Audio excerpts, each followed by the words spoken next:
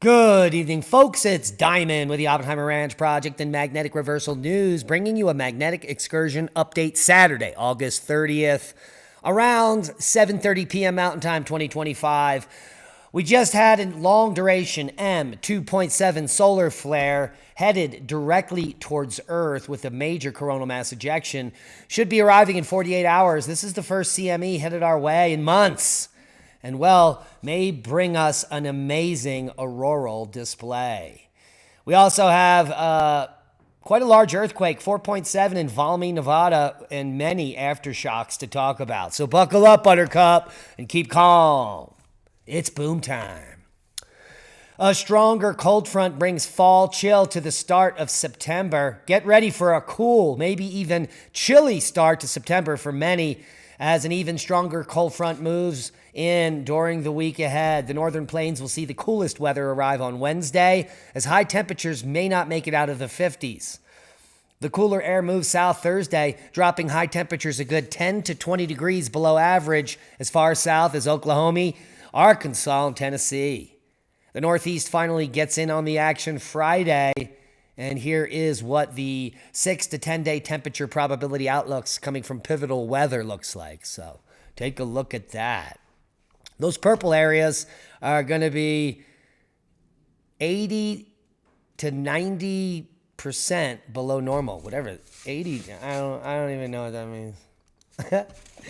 And it's been snowing in Colorado as well as Wyoming. Yeah. Above 10,000 feet, we have more snow forecast tonight. Did you know that the Rio Grande is completely dry throughout New Mexico and into Texas? Not a drop of water flowing. How is that possible? Well, it's due to overuse of groundwater nearby. When the river gets low, they just pump water out of the groundwater and then the river goes dry. There we can see an actual kid on a bicycle traversing the Rio Grande on Thursday, August 21st of this year. Absolutely insane.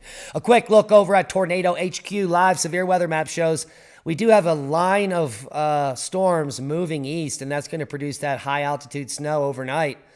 Just 4 severe weather warnings, 3 special marine, and they're all down in the Keys there. But we do have 1 severe weather warning 30 minutes ago in Kansas. So we could see some pop-up storms here as this front moves into Iowa. And now the full forecast.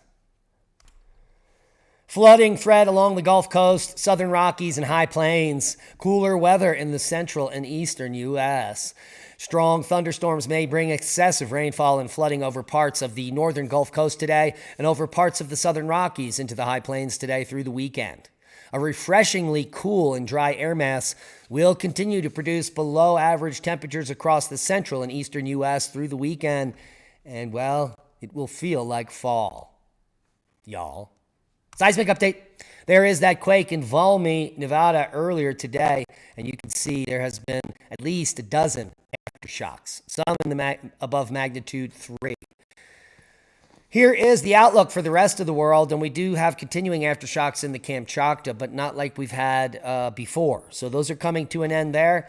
Low-level activity otherwise worldwide for seismicity. And that brings us to a small update on erupting volcanoes for the day. Lava creeps at Great Siskin, Simadu to 15,000 feet today. Fuego, possible volcanic ash. We've got Reventador, ongoing volcanic ash, and a spectacular video of the oozing lava flow emanating from an eruptive fissure on Etna, maybe later. Let's see if we can get this video footage. Here it is. Holy macaroni. The sound of it.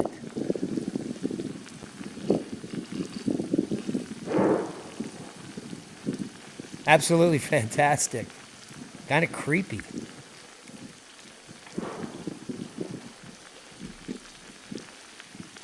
Wow. Can y'all hear that? Yep, it's turned all the way up. This is Etna volcano.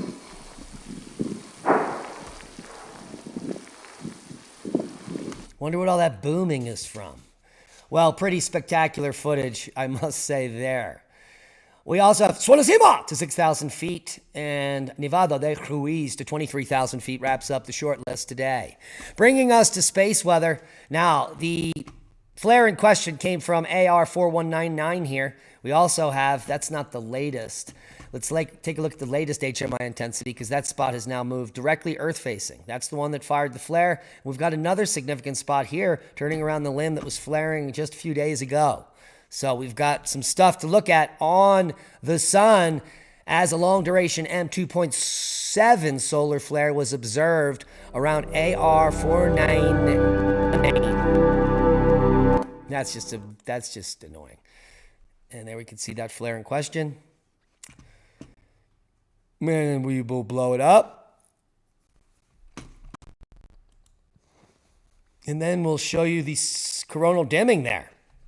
Now, that is indicative of a coronal mass ejection headed directly towards us, which has already been modeled here by ISWA.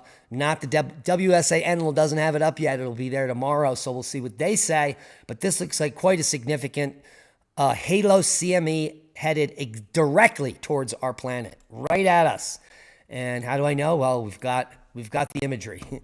When you see a halo like that coming out in all directions equally, that is headed directly towards Earth. And so that's what we see here.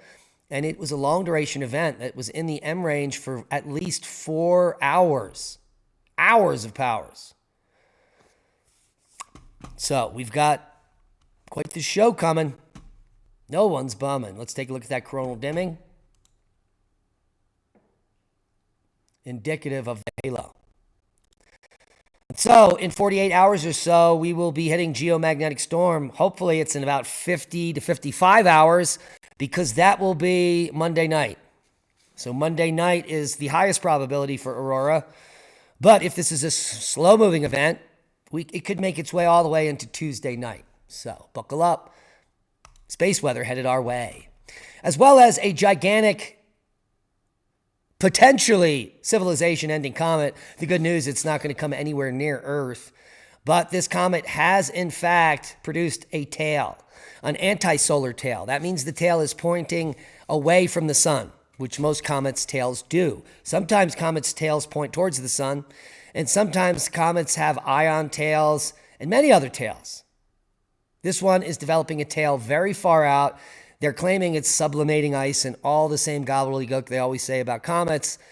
But we know this comet is probably an electric rock, and it's discharging now.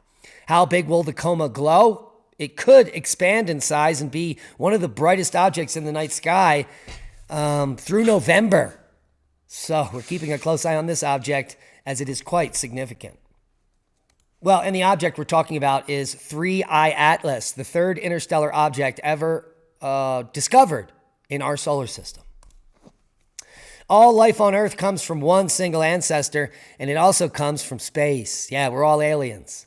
And the single ancestor that formed on Earth formed a very long time ago. If you don't know what I'm talking about, all life on Earth can be traced back to a last universal common ancestor, or LUCA for short. A new study suggests that this organism likely lived on Earth only 400 million years after its formation, meaning that LUCA, our last common ancestor, was here on Earth 4 billion years ago. And it likely came from space, because at the beginning of our solar system, our planet was bombarded by chondritic and other types of meteorites, which all contained the building blocks of DNA and life. And shortly after the Earth was bombarded for millions of years, well, LUCA showed up. All the links will be below. In just a moment, over at Magnetic Reversal News on Rumble, we have a 1-hour expose on the Lovelock Cave Giants. Go get it. Lee and I do a deep dive in all the science, all the oral history, just about everything you could dig up on the topic, and we get to the bottom of giants. So join us in just a few minutes, and that's a boom to knowledge. Hit the thumbs up, do all those YouTube things. If you're not subscribed, subscribe to the channel. We're trying to get to 100,000, and we need your help to do that. So hit the subscribe button and hit the bell, where you won't be notified because we are shadow banned, which is why we need your help. Share the video, subscribe, and if you want to watch commercial free for as little as $1 a month, become a Patreon. and you can watch all of everything we produce commercial free in just one place. We would appreciate your support there as well. Be safe. We love you, and we'll see you at the Crestone Energy Fair in a few weeks.